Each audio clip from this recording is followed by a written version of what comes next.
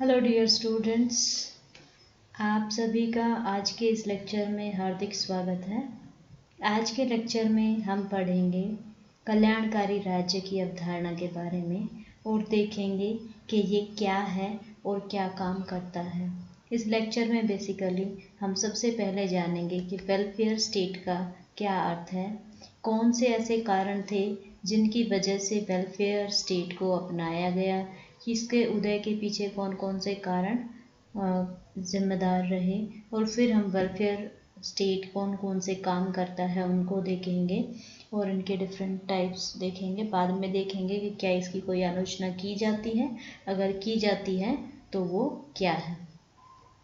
तो आइए सबसे पहले देख लेते हैं कि वेलफेयर स्टेट होता क्या है। बेसिकली दोस्तों, वेलफेयर स्टेट सरकार से संबंधित एक कॉन्सेप्ट, एक अवधारणा है जिसमें ये देखा जाता है कि जो स्टेट है वो की रोल प्ले करता है लोगों की आर्थिक और सामाजिक वेलबींग के मामले में। इसके अलावा ये जो प्रिंसिपल है, ये principle of equality of opportunity के ऊपर काम करता है, यानी ये सबको समान अपॉर्चुनिटी देने की कोशिश करता है और जो वेल्थ है उसका इक्विटेबल डिस्ट्रीब्यूशन करने का प्रयास करता है। कुल मिलाकर हम कह सकते हैं कि ये एक ऐसा राज्य है जिसमें राजनीतिक, आर्थिक और सामाजिक दृष्टि से व्यक्ति के अवसर की असमानता दूर करके उसकी साधारण आवश्यकताओं की पूर्ति करने की कोशिश की जाती है। और इस व्यवस्था का उद्देश्य किसी समुदाय विशेष या वर्ग विशेष का हित साधना नहीं होता, बल्कि जनता के सभी अंगों के लिए कुछ न कुछ उनके वेलफेयर के काम करना होता है। ये जो वेलफेयर स्टेट है, इसकी अगर मैं डेफिनेशन की बात करूं तो इसे डिफाइन करते समय डॉक्टर अब्राहम ने कहा है कि वो समाज जहां राज्य की शक्ति का प्रयोग निश्चय पूर्वक साधारण आर्थिक व्यवस्था को इस तरीके से बदलने के लिए होता है कि जो संपत्ति है उसका अधिक से अधिक वितरण हो और लोक कल्याणकारी राज्य ये काम करता है, यानी ये कॉन्सेंट्रेशन ऑफ वेल्थ को नहीं होने देता। इसके अलावा जो केंट हैं, केंट महोदय कहते हैं कि कल्याणकारी राज्य वह राज्य है जो अपने नागरिकों के लिए विस्तृत मात्रा में सामाजिक सेवाएं प्रदान करता है, यानी वो सोशल सर्विसेज की जितनी वाइड रेंज रखता है उसे उतना वेलफेयर स्टेट कहा जाएगा। अगर मैं कहूँ कि जो वेलफेयर स्टेट है वो क्यों अस्तित्व में आया, तो दोस्तों सबसे पहले मैं आपको बता दूं कि इससे पहले जब हमने राज्य की नेचर और उसके कार्यों के बारे में उदारवादी और समाजवादी दृष्टिकोण वाले लेक्चर्स पढ़े थे, तो हमने देखा था कि किस तरीके से 19th सेंचुरी में जो व्यक्तिवादी विचारधारा थी, जो उदारवादी विचारधारा थी, उसका बोलबाला रहा और जिसके कारण राज्य के कार्य जो थे उन्होंने काफ़ी सीमित रखे। राज्य के को केवल वो लोग पुलिस कार्य तक सौंपने के पक्ष में थे और इसका परिणाम ये हुआ कि जो आर्थिक क्षेत्र था उसमें अव्यवस्था फैल गई। पूंजीपतियों ने मजदूरों का शोषण करना शुरू कर दिया और उसका परिणाम ये हुआ कि आगे चलकर समाजवादी व्यवस्था का जन्म हुआ। और समाजवादी व्यवस्था में क्योंकि पूरी अर्थव्यवस्था पर सरकार का नियंत्रण होता है, तो पूंजीवादी व्यवस्था को बदलना अनिवार्य समझा जाने लगा और समाजवाद की स्थापना जो रूस में 1917 की क्रांति के बाद देखने को मिली, पर वहाँ पे साम्यवादी दल की तानाशाही के कारण जो जनता थी उसकी स्वतंत्रता समाप्त कर दी गई थी। इसलिए जो साम्यवादी व्यवस्था थी वो भी प्रजातंत्रीय देशों को स्वीकार नहीं हुई। क्योंकि इसमें व्यक्ति की स्वतंत्रता समाप्त कर दी गई, इसलिए एक नई विचारधारा ने जन्म लिया और इसी नई विचारधारा को कल्याणकारी राज्य की विचारधारा कहा गया। तो जो कल्याणकारी राज्य की विचारधारा थी, अगर मैं इसकी बात करूं तो इसमें मेजर लैंडमार्क जो रहे हैं उनमें आप 1929 की आर्थिक महामंदी को ले सकते हैं, जिसने कम्युनिज्म और कैपिटलिज्म यानी पूंजीवाद और साम्यवाद के बीच में एक बीच का रास्ता ढूंढ निकाला ताकि व्यक्तियों की भलाई भी की जा सके, उसकी स्वतंत्रता को भी बचा के रखा जा सके। इसके अलावा जो सेकेंड वर्ल्ड वॉर हुआ उसके बाद जो काफ़ी यूरोपियन कंट्रीज़ में कुछ जगह पर जो पॉपुलेशन है उसके लिए सोशल सर्विसेज के कई जगह प्रोविज़न किए गए, जिसे आगे चलकर आदर्श मानकर कुछ राज्यों ने अपने लिए अपनाया। इसके अलावा आप देखेंगे कि जो सोशल सर्विस सेक्टर है उसमें एनजीओज वगैरह भी काफ़ी प्रवेश कर गए थे 20वीं शताब्दी के अंत में, और यही कारण था कि जो व्यक्ति है उसके कल्याण के कार्यों पर न केवल अन्य समुदायों का या एनजीओ का बल्कि राज्य का कंसंट्रेशन भी बढ़ा और राज्य ने कुछ कार्य जो थे वो अपने हाथ में ले लिए। अगर मैं आज के वेलफेयर स्टेट की बात करूं तो आज का वेलफेयर स्टेट न केवल लोगों को कैश देकर वेलफेयर कर रहा है, वेलफेयर बेनिफिट देता है, जैसे वो लोगों को ओल्ड एज पेंशन्स देता है या बेरोजगारी भत्ता प्रोवाइड कराता है, बल्कि वो और दूसरी तरह की कल्याणकारी सुविधाएं भी प्रोवाइड कराता है, चाहे वो उनको हेल्थ से संबंधित फ्री सुविधाएं हो या चाइल्ड केयर की सर्विसेज हों। तो इस प्रकार आपने देखा कि 19वीं शताब्दी के लास्ट और 20वीं शताब्दी के आरंभ से लेकर आज तक भी जो राज्य है उसके वेलफेयर फंक्शंस जो हैं वो एक्सपेंड करते जा रहे हैं, उनका विस्तार होता जा रहा है। अगर मैं कहूँ कि जो वेलफेयर स्टेट है वो कौन कौन से काम करेगा, तो उसकी एक लिस्ट बना देना तो काफ़ी मुश्किल काम है, लेकिन फिर भी इसके कामों को समझने के लिए हम इन्हें बेसिकली दो भागों में बांट सकते हैं। पहला है जो इसके कंपल्सरी काम हैं या जो इसके ज़रूरी काम हैं, और दूसरे वो जो ऑप्शनल या इसके वेलफेयर फंक्शंस हैं। तो आइए सबसे पहले राज्य के कंपल्सरी या आवश्यक कार्यों को देख लेते हैं। इसका सबसे पहला आवश्यक कार्य है कि ये व्यक्ति के जीवन और संपत्ति की रक्षा करे, यानी protection of life and liberty. क्योंकि ऐसा माना जाता है कि जो राज्य का जन्म है वो इसी आवश्यकता के कारण हुआ है। यदि राज्य व्यक्ति के जीवन, संपत्ति और स्वतंत्रता की रक्षा नहीं करेगा तो उसके अस्तित्व का कोई उद्देश्य ही नहीं है। तो इसलिए इसका सबसे पहला काम है कि व्यक्ति के जीवन और स्वतंत्रता की रक्षा करे। दूसरा, maintenance of law and order, यानी कानून और व्यवस्था की स्थापना करना। दोस्तों, आप सभी जानते हैं कि जब व्यक्ति एक ग्रुप में रहते हैं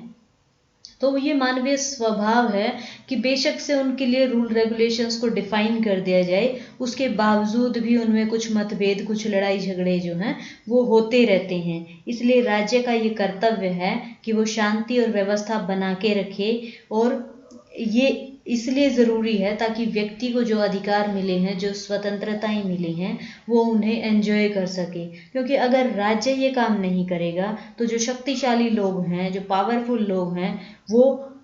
गैर शक्तिशाली लोगों को कभी भी विकास करने का अवसर नहीं देंगे। इसका तीसरा मेन काम है कि ये बाहरी आक्रमणों से रक्षा करे, यानी प्रोटेक्शन फ्रॉम फॉरेन इन्वेजन्स। क्योंकि आपने अभी तक का ऐतिहासिक सत्य ये है, आप देखेंगे कि जो बड़े या जो ज़्यादा एडवांस्ड कंट्रीज़ हैं वो हमेशा से छोटे राज्यों पर कब्जा करने की कोशिश करते रहते हैं, और इसका उद्देश्य के लिए जो राज्य है वो अपनी रक्षा के लिए एक शक्तिशाली सशस्त्र सेना बनाता है, ताकि वो अपने नागरिकों का वेलफेयर तो तब कर पाएगा जब वो अपने अस्तित्व की रक्षा कर ले। इसके अलावा इसका एक और महत्वपूर्ण फंक्शन है, वो है establishment of diplomatic relation with other states. क्योंकि बड़े से बड़ा राज्य भी अपने आप में आत्मनिर्भर नहीं हो सकता, और जैसा कि मानवता ने 2 विश्व युद्धों को पहले ही झेला है, तो ऐसे में ऐसे विश्व युद्ध इन फ्यूचर ना हो या इनके भयानक परिणामों से बचने के लिए ये ज़रूरी है कि वो दूसरे राज्यों के साथ मैत्रीपूर्ण संबंध स्थापित करें, उनके साथ डिप्लोमेटिक रिलेशंस बनाए रखें। तो इस प्रकार इसका एक और कंपल्सरी कार्य है कि वो अपने लोगों को जस्टिस प्रोवाइड करे, यानी कुछ न्यायिक कार्य करे, न्यायपालिका का संगठन बनाए। जिस देश के नागरिकों को न्यायपालिका की ओर से जो उचित न्याय मिलता है वो देश आगे ज़्यादा अच्छे से तरक्की करते हैं, और ये इसलिए ज़रूरी है क्योंकि यदि उन लोगों को जो कानून को अवहेलना करते हैं, यदि राज्य उन्हें दंडित नहीं करेगा, तो उसने जो कानून बनाए हैं, जो शांति व्यवस्था वो बनाए रखना चाहता है, उसका उद्देश्य जो है वो पूरा नहीं कर पाएगा। तो इस प्रकार आपने देखा कि वेलफेयर स्टेट जो है ये कुछ आवश्यक कार्य करता है, और ये आवश्यक कार्य आपने देखे। अब देख लेते हैं कि एक वेलफेयर स्टेट कौन कौन से कल्याणकारी कार्य करता है, या कौन कौन से ऐसे कार्य हैं जो उसकी इच्छा पर निर्भर हैं कि वो जनता के कल्याण के लिए वो कार्य करे। सबसे पहला है स्प्रेड ऑफ एजुकेशन, यानी शिक्षा का प्रसार। दोस्तों, शुरुआत में जो शिक्षा थी वो एक व्यक्तिगत विषय होती थी। आपने देखा होगा कि जनरली जो धार्मिक संस्थाएं हैं या जो गुरु हैं वो केवल अपने घर में ही शिक्षा देते थे, लेकिन आज के टाइम में आप देखोगे तो शिक्षा है वो बेसिकली मनुष्य के जीवन में एक लाइट का, एक प्रकाश का काम करती है। और आज क्योंकि लोकतंत्र का युग है, तो इसके लोकतंत्र तभी सफल हो सकता है जब वहाँ के नागरिक शिक्षित हों, वहाँ के नागरिक अपनी व्यवस्था के बारे में जानते हों। तो ऐसे में ये जो एक वेलफेयर स्टेट है उसका ये कर्तव्य बनता है कि वो शिक्षा का प्रबंध अपने, उसकी रिस्पॉन्सिबिलिटी जो है अपने ऊपर ले ले। और आज के टाइम में आप देखेंगे जितने वेलफेयर स्टेट्स हैं वो कोशिश करते हैं कि वो अपने लेवल पर कुछ एजुकेशनल इंस्टीट्यूशंस चलाएं, और अगर वो ऐसा नहीं कर पा रहे हैं तो वो एजुकेशनल इंस्टीट्यूशंस को मनमानी करने से रोकें और सबके लिए समान शिक्षा की व्यवस्था करें। इसके अलावा दूसरा वेलफेयर फंक्शंस जो स्टेट परफॉर्म करता है वो है इरेडिकेशन ऑफ पॉवर्टी, यानी निर्धनता को कम करने का, निर्धनता को दूर करने का प्रयास करता है। क्योंकि जो निर्धनता है वो कई प्रकार की अन्य बुराइयों को जन्म देती है। जो राज्य है वो इसके लिए, जो वेलफेयर स्टेट है वो आपने देखा होगा कि कई बार जो बड़े बड़े उद्योग धंधे होते हैं उनका राष्ट्रीयकरण कर लेता है। जो गरीब लोग होते हैं उनको सस्ती दरों पर ब्याज देकर कुछ लोन देता है, या उनको कुछ फ्री में राशन की या और दूसरी सुविधाएं प्रोवाइड कराता है। वो इसलिए कराता है ताकि ये व्यक्ति उस पॉवर्टी से, उस गरीबी से बाहर निकलें और अपने जीवन स्तर को ऊंचा उठा सकें, जो उसको जीवन में जो स्वतंत्रताएं, जो अधिकार मिले हैं उनको एंजॉय कर सके और अपना विकास कर सके।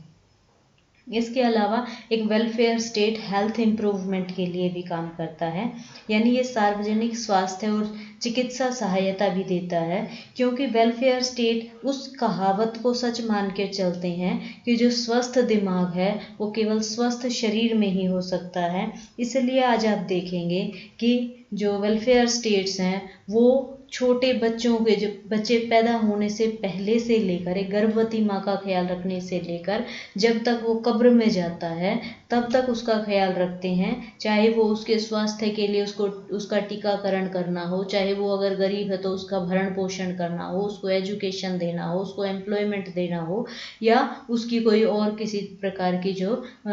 डिमांड है जायज़ उनको पूरा करना हो। इसके अलावा ये सोशल और इकोनॉमिक सिक्योरिटी का भी काम देखता है। यानी अगर, इसका मतलब ये है कि अगर बीमारी, बुढ़ापे या बेकारी की समस्या है, व्यक्ति इनसे ग्रसित है, तो ऐसे समय में राज्य का ये दायित्व बनता है कि वो उसके लिए कुछ योजनाएं चलाए और उसको प्रोटेक्शन प्रोवाइड कराए, ताकि जो व्यक्ति है वो अपना सामाजिक सुरक्षा लेकर आगे अपने जीवन को बढ़ा सके और अपने आप को वर्थलेस फील ना करें। इसके अलावा ये लेबर लॉज बनाकर लेबर यानी श्रम को भी रेगुलेट करता है, यानी श्रम के विषय में कानून बनाता है। आप देखिए आजकल लगभग सभी राज्यों में आपको श्रमिकों के काम करने के घंटे से लेकर उनके वेतन की दर, उनके बोनस के बारे में जो भी नियम है, या उनके काम करने का जो स्वस्थ वातावरण बनाए रखने की जो शर्तें हैं वहाँ तक, या उनके लेबर कोड के बारे में कुछ नियम कायदे कानून हैं। तो सारी जो वेलफेयर गवर्नमेंट्स हैं वो इसके बारे में काम करती हैं, और अगर कोई सरकार ऐसा नहीं करती तो श्रमिकों में जो असंतुष्टता है वो कहीं ना कहीं क्रांति को जन्म दे देती है। और एक वेलफेयर स्टेट ना केवल श्रमिकों का वेलफेयर करने की सोचता है, बल्कि इस असंतुष्टता को भी कम करता है। इसके अलावा एक वेलफेयर स्टेट का काम ये भी है कि वो लोगों को पब्लिक यूटिलिटी सर्विसेज प्रोवाइड कराए, यानी ऐसी उपयोगी सार्वजनिक सेवाएं प्रोवाइड कराएं जिनका सब लोग इस्तेमाल कर सकें, जैसे कि रेल बना देना, सड़कें प्रोवाइड कराना, डाक या तार की सुविधाएं देना, टेलीफोन की सुविधाएं देना, बिजली या रेडियो आदि के प्रोविजंस करना, यानी कुछ ऐसी सेवाएं प्रोवाइड कराना जिनका प्रबंध व्यक्ति अपने इंडिविजुअल लेवल पर नहीं कर सकता। उदाहरण के लिए अगर मैं ये कहूँ कि अगर सड़क की जो सुविधा है वो एक वेलफेयर स्टेट प्रोवाइड ना कराए, इसको इंडिविजुअल के ऊपर छोड़ दिया जाए, तो ना केवल एक गरीब आदमी बल्कि इस देश का जो सबसे अमीर आदमी है वो भी अपने लिए ये सुविधाएं शायद नहीं जुटा पाएगा। अब आप कहेंगे कैसे? अब सपोज करिए अगर मैं कहूँ आज के टाइम में अगर आप सोचते हैं कि जो अंबानी ब्रदर्स हैं वो सबसे ज़्यादा अमीर हैं, तो क्या अगर वो अपने घर से निकलकर अगर देश के किसी कॉर्नर में जाते हैं, आज वो कन्याकुमारी जाते हैं या कल को वो नॉर्थ ईस्ट के किसी स्टेट की सैर करने जाते हैं, तो क्या वो अपने लिए उतनी लंबी लंबी सड़कें बनवा सकते हैं? हो सकता है कुछ अमीर लोग हों जो थोड़े बहुत दूरी की सड़कें मैनेज कर लें या जो केवल अपने लिए कुछ सुविधाएं प्रोवाइड करा लें, लेकिन पूरे देश के लोगों को या एक बड़ी पॉपुलेशन को वो सुविधाएं देने के लिए राज्य ही ऐसी सार्वजनिक उपयोगी सेवाएं जो है वो प्रोवाइड करा सकता है। इसके अलावा एक वेलफेयर स्टेट समाज में जो बुराइयां हैं उनको भी समाप्त करने की कोशिश करता है, और ये बुराइयां कुछ भी हो सकती हैं। ये छुआछूत हो सकता है, बाल विवाह हो सकता है, दहेज प्रथा हो सकती है, या महिलाओं के साथ भेदभाव हो सकता है, या इसी प्रकार की कोई अन्य सामाजिक बुराइयां हो सकती हैं। ये सामाजिक बुराइयां दूर करना भी एक वेलफेयर स्टेट का फंक्शन है, क्योंकि एक वेलफेयर स्टेट अगर इन सामाजिक बुराइयों पर ध्यान नहीं देगा तो समाज का एक काफ़ी बड़ा वर्ग जो इसके शोषण का शिकार है, जो इन बुराइयों से ग्रसित है, वो अपना विकास नहीं कर पाएगा या वो हमेशा शोषण के वातावरण में ही रहेगा, जो कि एक वेलफेयर स्टेट का उद्देश्य कभी भी नहीं होगा। इसके अलावा एक वेलफेयर स्टेट एग्रीकल्चर के डेवलपमेंट का प्रयास करता है, क्योंकि कृषि करना लोगों का काम है, पर जो राज्य है वो कृषि की उन्नति पर ध्यान इसलिए देता है क्योंकि मान लीजिए कि जो राज्य है उसे सेल्फ सफिशिएंट होना है, यानी अगर वो आत्मनिर्भर होना चाहता है तो कभी भी वो ऐसा नहीं चाहेगा कि उसके देश को अन्न की कमी का सामना करना पड़े या उसके लोगों को पालने के लिए उसे किसी अन्य देश के सामने हाथ फैलाना पड़े, क्योंकि अगर वो किसी अन्य देश के सामने हाथ फैलाएगा तो सहायता देने वाला देश उसके आंतरिक और बाहरी नीतियों को प्रभावित करेगा। तो ऐसे में वेलफेयर फंक्शंस जो है वो कृषि के डेवलपमेंट के लिए, उसके विकास के लिए भी खास ध्यान देता है।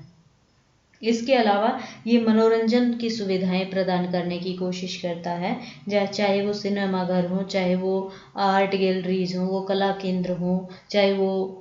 पब्लिक तालाब हो या पब्लिक खेल कूद के मैदान हो या पार्क हो। तो इस तरीके की जो भी सुविधाएं हैं ये भी एक वेलफेयर स्टेट अपने सदस्यों के लिए, अपने नागरिकों के लिए जुटाता है। इसके लिए ये जो है ट्रेड और इंडस्ट्री के लिए रूल रेगुलेशंस बनाता है ताकि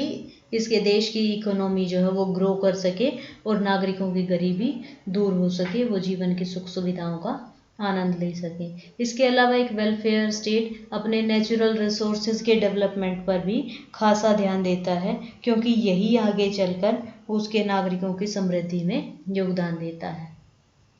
इसके अलावा इंपोर्ट एक्सपोर्ट से संबंधित कानून भी बनाने ज़रूरी होते हैं, क्योंकि सपोज करिए अगर एक देश ना इंपोर्ट करता है ना एक्सपोर्ट करता है तो उसके देश दूसरे देशों में जो एडवांसमेंट हुआ है, जो नई तकनीक आई है, उससे वंचित रह जाते हैं, या उस देश के नागरिकों ने जो डेवलप किया है उसको बेचकर वो जो धन कमा सकते थे, वो जो रेपुटेशन कमा सकते थे, उससे वंचित रह सकता है। तो ऐसा ना हो इसलिए एक वेलफेयर स्टेट इंपोर्ट एक्सपोर्ट से संबंधित पॉलिसीज भी बनाता है। इसके अलावा imposition and collection of taxes यानी टैक्स का लगाना और इनका इकट्ठा करना, ये भी वेलफेयर स्टेट का एक महत्वपूर्ण कार्य है। क्योंकि सपोज करिए जब राज्य इतने सारे कार्य करेगा तो वो इतने सारे कार्य करने के लिए पैसा कहाँ से लाएगा? डेफिनेटली वो पैसा लाने के लिए उसे अपनी जनता के ऊपर टैक्स लगाना होगा और उस टैक्स को कलेक्ट करके उसे जहाँ पर ज़रूरत है वहाँ पर इन्वेस्ट करना होगा। इसके अलावा एक वेलफेयर स्टेट हमेशा एनवायरनमेंट को भी ध्यान में लेकर चलता है, क्योंकि जो एनवायरनमेंट है उसका न केवल इकोनॉमी के ऊपर बल्कि लोगों के शारीरिक, मानसिक और बौद्धिक स्वास्थ्य के ऊपर भी काफ़ी प्रभाव पड़ता है। तो इस प्रकार से हमने देखा कि यहाँ एक अनगिनत लिस्ट है जो एक वेलफेयर स्टेट अपने नागरिकों के लिए कर सकता है। तो बेसिकली जो वेलफेयर स्टेट है उसके जो उद्देश्य हैं वो हैं, सबसे पहले इकोनॉमिक सिक्योरिटी प्रोवाइड कराना, पॉलिटिकल सिक्योरिटी और सोशल सिक्योरिटी दे। अगर मैं इकोनॉमिक सिक्योरिटी की बात करूं तो बेसिकली एक वेलफेयर स्टेट का पहला उद्देश्य होता है कि वो अपने हर नागरिक को स्वस्थ रखने के लिए उसे अधिकार के रूप में रोटी, कपड़ा और मकान जैसी मूलभूत सुविधाएं प्रोवाइड कराए और बेरोजगारी, बीमारी या वृद्धावस्था की परेशानियों से उसकी रक्षा करने की कोशिश करे। इसके अलावा वो उसे पॉलिटिकल सिक्योरिटी यानी राजनीतिक सुरक्षा भी प्रदान करता है। इसका अर्थ ये है कि वो कोशिश करता है कि उसका प्रत्येक नागरिक राज्य के कार्यों में भाग ले सके और अपनी योग्यता के द्वारा सामान्य हित में बढ़ोतरी कर सके। इसके अलावा ये सामाजिक सुरक्षा या सोशल इक्वेलिटी की भी कार्रवाई करने की कोशिश करता है। यानी इसके द्वारा जो कल्याणकारी राज्य है वो कोशिश करता है कि राज्य उन सब भेदों को दूर कर दे जो कि जाति, वंश, रंग, धर्म,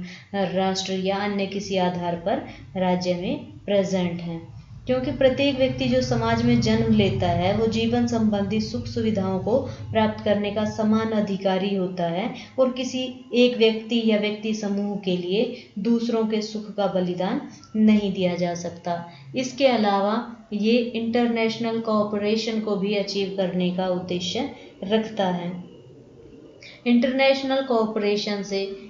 वो उद्देश्य इसलिए रखता है क्योंकि जो आप देखेंगे कि जो ज़्यादा अमीर जो रिच देश होते हैं वो कई बार पिछड़े हुए राज्य के विकास के लिए कोशिश करते हैं, क्योंकि ऐसा करने से जो संसार है उसमें शांति बनी रहती है और अंतर्राष्ट्रीय स्तर पर भी जो कल्याणकारी राज्य है उसके उद्देश्य को पूरा किया जा सकता है। तो इस प्रकार जो वेलफेयर स्टेट है वो पब्लिक वेलफेयर को ध्यान में रखता है, उनके सांस्कृतिक विकास को भी लेकर चलता है। तो इस प्रकार आपने वेलफेयर स्टेट के इन ऑब्जेक्टिव्स को देखा, लेकिन वेलफेयर स्टेट भी अन्य दृष्टिकोणों की तरह किसी आलोचना मुक्त नहीं है, इसकी भी कुछ आलोचनाएं की गई हैं। अब ये आलोचनाएं क्या हैं? सबसे पहले इसकी आलोचना की गई है कि it makes the state inefficient, यानी ये जो है वो राज्य को एक प्रकार से